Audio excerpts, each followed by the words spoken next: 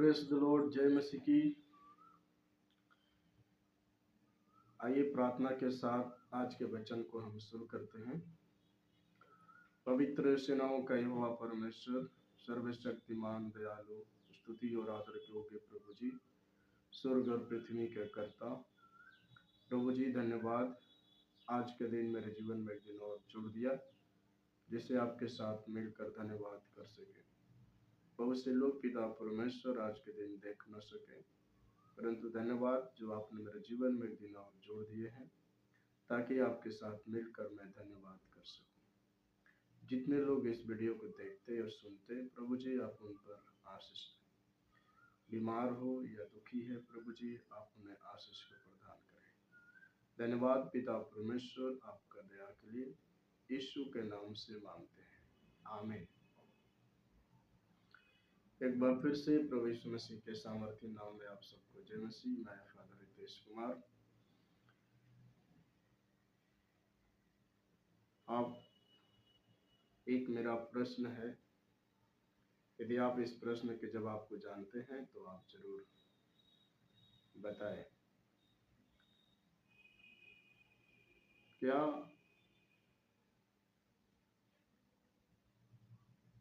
आत्मा किससे बात करता है?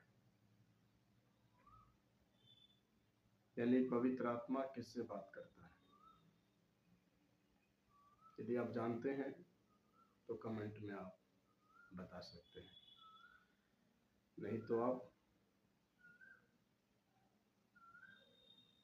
मैसेज में आप प्रश्न का उत्तर आपको मिल जाएगा। आज हम सीखेंगे परमेश्वर के वचन से और प्रभावशाली होने के लिए क्या करें। एक शक्तिशाली प्रभु के दास या दासी होने के लिए, एक प्रार्थना योद्धा होने के लिए हम क्या करें। आज हम परमेश्वर के वचन से 6 बातें सीखेंगे। कुछ लोग प्रभावशाली होने के लिए उपवास रखते हैं, कुछ लोग जो है कि वचन को पढ़ते हैं, कुछ लोग वचन की जानकारी रखते हैं, और कुछ लोग परमेश्वर की आज्ञा को पालन करते हैं, और कुछ लोग परमेश्वर के साथ अपने संगति को बिताते हैं। तो आइए हम परमेश्वर के वचन को सीखते हैं और 6 बातें प्रभावशाली यानी शक्तिशाली होने के लिए 6 पॉइंट कौन कौन सा है, बाइबल से हम देखते हैं।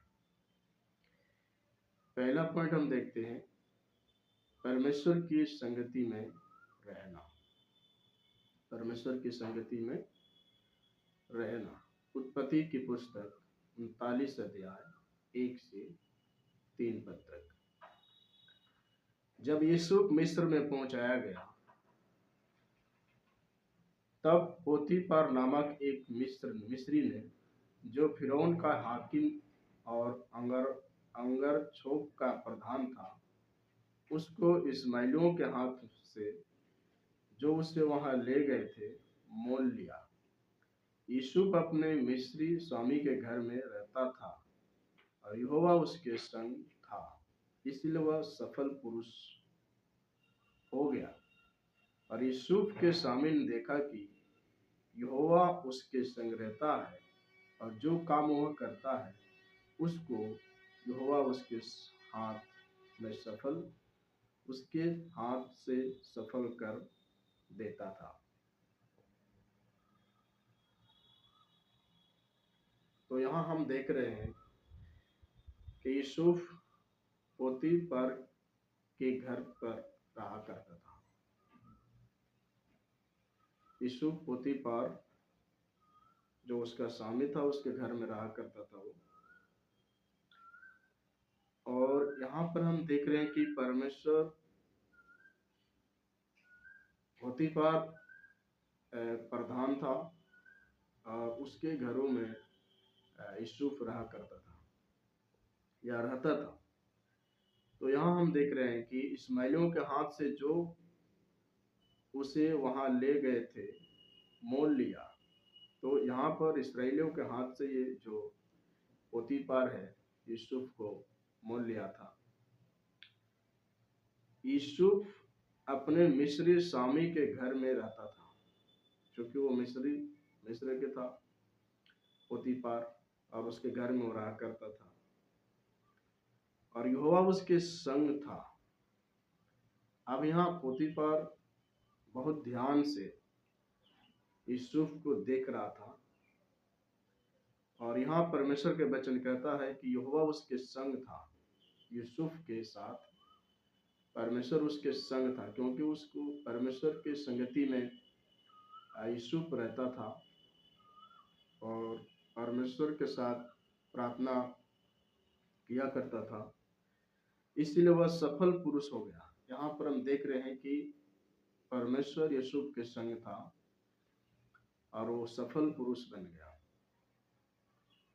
और यहाँ हम देखते हैं 3 पद में, और यूसुफ के स्वामी ने देखा कि यहोवा उसके संग रहता है। अब उसके जो स्वामी है, जिसके घर में रह रहा है, यहाँ पर वो देख रहा है कि परमेश्वर उसके संग में है, और जो काम वो करता है उसका सब काम सफल होता है। तो परमेश्वर ने यहाँ पर देख रहे हैं कि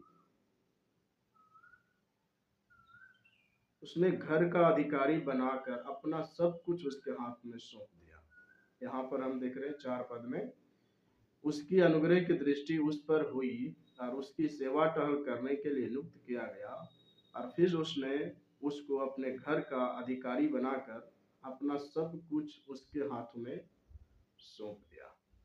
क्योंकि पोतीपार ने, उसका स्वामी ने जो देखा था कि यूसुफ जो कुछ काम करता अपने हाथ से, उसके सारे काम सफल होता है, और ये व्यक्ति को मालूम चला कि वास्तव में यूसुफ के साथ परमेश्वर रहता है।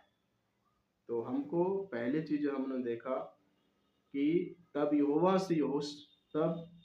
से यहोवा यूसुफ के कारण उस मिस्री के घर पर आशीष देने लगा।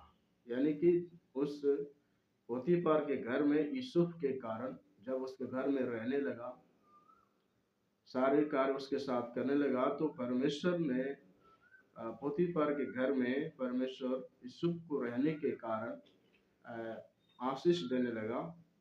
क्या घर में, क्या मैदान में, जहाँ बाहर भी जाता तो भी परमेश्वर आशीष देता, और अंदर रहता है तो भी परमेश्वर आशीष देता है। उसका जो कुछ था सब पर यहोवा की आशीष होने लगी। और यहाँ पर हम देख रहे हैं कि पोतीपार के घर में जितने जो कुछ भी सामान था, जो जो चीज को यूसुफ करता था या छूता था, उसके सारे काम सफल होते थे। इसलिए परमेश्वर के वचन कहता है परमेश्वर की संगति में रहना। तो हमने पहले पॉइंट को देखा कि एक प्रभावशाली होने के लिए, एक शक्तिशाली परमेश्वर के सेवक या प्रभु के दास बनने के लिए हमको परमेश्वर की संगति में रहना है।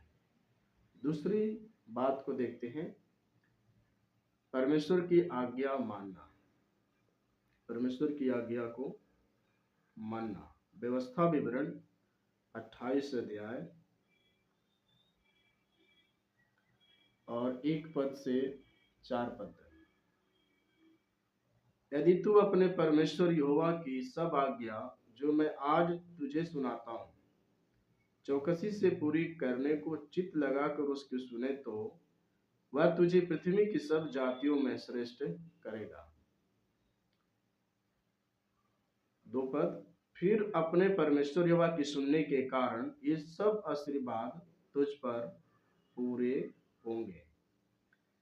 3 पद, धन्य हो तू नगर में, धन्य हो तू खेत में, धन्य हो तेरी संतान और तेरी भूमि की उपज, और गाय और भेड़ बकरियां आदि पशुओं के बच्चे। तो यहाँ हम परमेश्वर के वचन को देख रहे हैं कि परमेश्वर की आज्ञा मानने से सब जाति के लोग आशीष पाएंगे। और यहाँ हम देख रहे हैं कि यदि अपने परमेश्वर यहोवा की सब आज्ञा जो मैं आज तुझे सुनाता हूँ चौकसी से पूरी करने में चित्त लगाकर उसको सुने तो तुझे पृथ्वी की सब जातियों में श्रेष्ठ करेगा, है ना। तो यहाँ हम परमेश्वर के वचन को देख रहे हैं कि धन तन मन से सुने और परमेश्वर की आज्ञा को ध्यान से पूरी करें तो पृथ्वी की सब जातियों में तुझे श्रेष्ठ करेगा। और हम देखते हैं फिर अपने परमेश्वर यहोवा के सुनने के कारण, यहाँ पर परमेश्वर यहोवा के सुनने के कारण यानी सारे आशीर्वाद तुझ पर पूरे होंगे, है ना। सारे आशीर्वाद तुझ पर पूरे होंगे। धन्य हो तू नगर में और धन्य होगा तू खेत में। बाहर जाएगा तो भी तेरे काम सफल होंगे, अंदर आएगा तो भी तेरे काम सफल होंगे। धन्य हो तेरी संतान, तेरे कारण तेरे संतान भी, बेटा और बेटियां भी, बच्चे भी, परिवार भी आशीषित होंगे। और जो तुझसे सटे हुए जैसे गाय भेड़ बकरियां है वो भी आशीषित हो जाएंगे। उसके बाद देखते हैं परमेश्वर की आज्ञा को मानना। तीसरी बात हम देखते हैं वचन पर ध्यान करना। वचन पर ध्यान करना, यहाँ हम परमेश्वर के वचन को देख रहे हैं। परमेश्वर के वचन को ध्यान करना। यहोशू 1 अध्याय और 8 पद। व्यवस्था की यह पुस्तक तेरे चित्त से कभी ना उतरने पाए, इसी में दिन और रात ध्यान दिए रहना, इसलिए कि जो कुछ उसमें लिखा है उसके अनुसार करने की तू चौकसी करे, क्योंकि ऐसे ही करने से तेरे सब काम सफल होंगे और तू प्रभावशाली होगा, यानी हम शक्तिशाली होगा। जो परमेश्वर के दृष्टि में सही है वही करें। परमेश्वर के वचन को पढ़ें, उसके ऊपर मनन करें और उसकी आज्ञा को पालन करें तो हम पृथ्वी के सब जातियों में सर्वश्रेष्ठ और शक्तिशाली और सामर्थी व्यक्ति हम गिने जाएंगे। इसलिए परमेश्वर के वचन हमें सिखाता है कि हमें शक्तिशाली बनने के लिए हमको परमेश्वर के वचन को अध्ययन करना पड़ेगा, परमेश्वर के वचन से मनन करना पड़ेगा, प्रार्थना करना पड़ेगा, उसकी संगति में रहना पड़ेगा, उसकी आज्ञा को पालन करना पड़ेगा, उसके वचन पर ध्यान और मनन करना पड़ेगा। तो ये बात थी तीसरी। चौथी बात देखते हैं, विश्वास के लिए हम स्थिर रहना है। विश्वास में यानी परमेश्वर में विश्वास के द्वारा स्थिर रहना है। दूसरा इतिहास और 20 अध्याय और 20 पद। वे सवेरे उठकर तकाओ के जंगल की ओर निकल गया और चलते समय यहोशापात ने खड़े होकर कहा, हे यहूदियों, हे यरूशलेम के निवासियों, मेरी सुनो। अपने परमेश्वर यहोवा पर विश्वास रखो, तब तुम स्थिर रहोगे। उसके नबियों पर विश्वास करो, तब तुम कृतज्ञ हो जाओगे। तो यहाँ हम देख रहे हैं कि परमेश्वर का वचन हमें सिखाता है, तब उसने प्रजा के साथ सम्मति करके कितनों को ठहराया जो कि पवित्रता से शोभिमान होकर हथियार बांधे आगे आगे चलते हुए यहोवा के गीत गाए और यह कहते हुए उसकी स्तुति करें, यहोवा का धन्यवाद करो क्योंकि उसकी करुणा सदा की है। तो यहाँ हम देख रहे हैं कि विश्वास में हमको स्थिर रहना जरूरी है। विश्वास में हमको स्थिर रहना जरूरी है। तो हम यहाँ परमेश्वर के वचन को देखते हैं। चौथी बात। पांचवी बात देखते हैं, यहोवा को प्रसन्न करना है। यहोवा को प्रसन्न करना है। तो हम देखते हैं अध्याय 26 और 4 और 5 पद। दूसरा इतिहास 26 अध्याय 4 और 5 पद। यहाँ पे लिखा है, जैसा उसका पिता अमासाया क्या करता था वैसे ही उसने भी किया जो यहोवा की दृष्टि में ठीक था। जकरिया के दिनों में जो परमेश्वर के दर्शन के विषय समझ रखता था, वह परमेश्वर की खोज में लगा रहता था, और जब तक वह यहोवा की खोज में लगा रहा तब तक परमेश्वर ने उसको सफलता दी।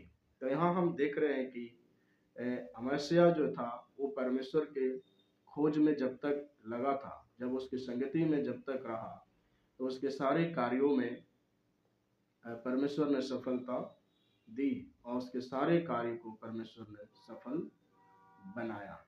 तो हम इस वचन को देखा कि यहोवा को प्रसन्न करने के लिए हमको उसकी संगति में रहना है। जैसे यहाँ पर अमस्या जो है परमेश्वर की संगति में रहा, जकरिया के दिनों में वो जो थे कि परमेश्वर की संगति में था, और जो कुछ उसने किया उसके सारे काम परमेश्वर ने सफल किया। क्यों? क्योंकि वो परमेश्वर के संगति में था, परमेश्वर की उपस्थिति में था, उसकी आज्ञा को पालन करता था। इस कारण से उसके सारे काम सफल हुए थे। और छठी बात हम देखते हैं, प्रभु को देना, प्रभु को देना। लूका रचित सुसमाचार 6 अध्याय और आपको 38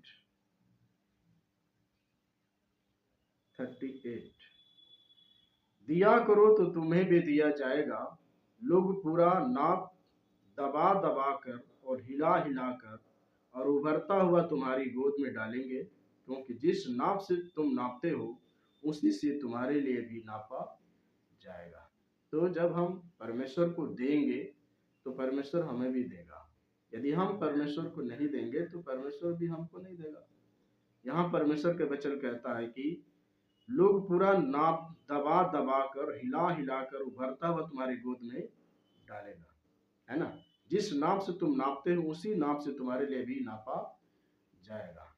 तो इस बात को ध्यान दे कि यहाँ पर यदि हम थोड़ा देंगे तो थोड़ा काटेंगे, ज्यादा देंगे तो ज्यादा काटेंगे।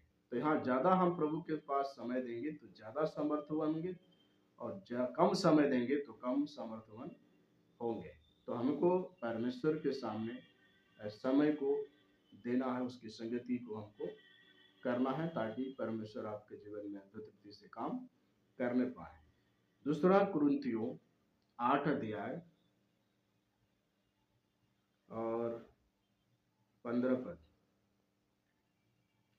जैसा लिखा है, जिसने बहुत बटोरा उसका कुछ अधिक ना निकला, और जिसने थोड़ा बटोरा उसका कुछ कम ना निकला। तो यहाँ हम जो है कि दोनों यहाँ बराबर की हिस्सा है।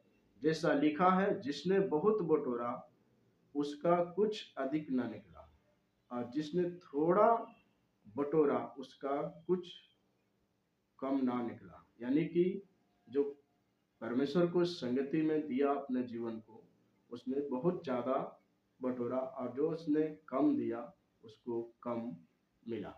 यहाँ पर हम दूसरी कुरिन्थियों 9 अध्याय में, दूसरा कुरिन्थियों 9 अध्याय और आपको 6 से 8 पद तक, परंतु बात तो यह है कि जो थोड़ा बोता है वह थोड़ा काटेगा भी, और जो बहुत बोता है वह बहुत काटेगा। यहाँ पर क्लियर इस बात को परमेश्वर का वचन क्लियर करता है, जो थोड़ा बोएगा वो थोड़ा काटेगा, जो ज्यादा बोएगा वो ज्यादा काटेगा। तो जो ज्यादा प्रार्थना करेगा वो शक्तिशाली होगा, जो कम प्रार्थना करेगा वो कम शक्तिशाली होगा।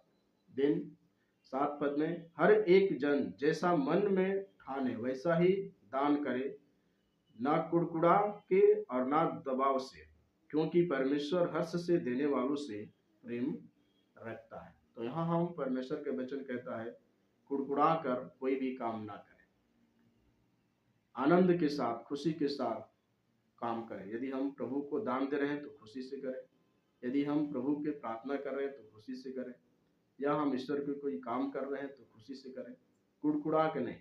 कुड़कुड़ा कर करेंगे तो हमारे जीवन से सारी आशीषें चली जाएगी।